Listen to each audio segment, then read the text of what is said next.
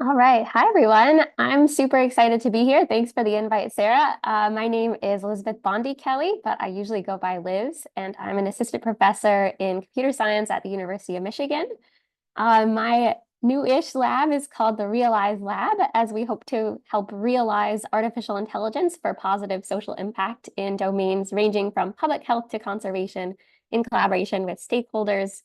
On the technical side, we focus on fostering participation and accounting for uncertainty in machine learning and multi-agent systems. Next slide, please.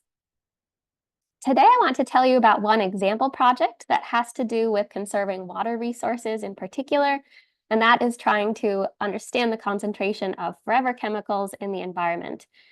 Forever chemicals, or PFAS, are pervasive and still used in lots of products like nonstick pans, water-resistant clothing, and outerwear, and more.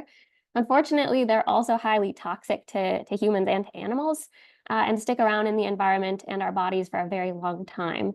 Currently, data about PFAS concentrations in water and fish tissues are collected every couple of years because it's pretty expensive and difficult to do.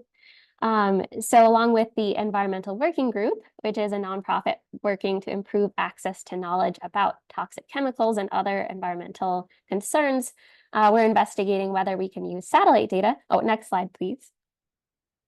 For PFAS prediction, such as land cover maps and locations of potential polluters. So far, we've found that this is highly predictive, and we're working on building more efficient algorithms to achieve good predictive performance. In addition, we've been speaking with local community partners to understand how a map that results from this might be helpful or harmful. For example, if we published a map based on all of these awesome predictions, could it help a community with advocacy and policy making? On the other hand, could it also decrease property values potentially? Next slide, please. So participation is really a cornerstone in our research, and we're concurrently thinking of better ways of fostering it in AI for social impact in general, as well as building algorithms that foster human participation and human AI collaboration within the algorithm itself, one of which we had the pleasure of working with Sarah on recently. I'm actually at a workshop today thinking more about civic participation, so unfortunately, I'll have to run before hearing from you and my amazing colleagues here. But thank you all so much for listening, and I wish you all the very best in your grad school search.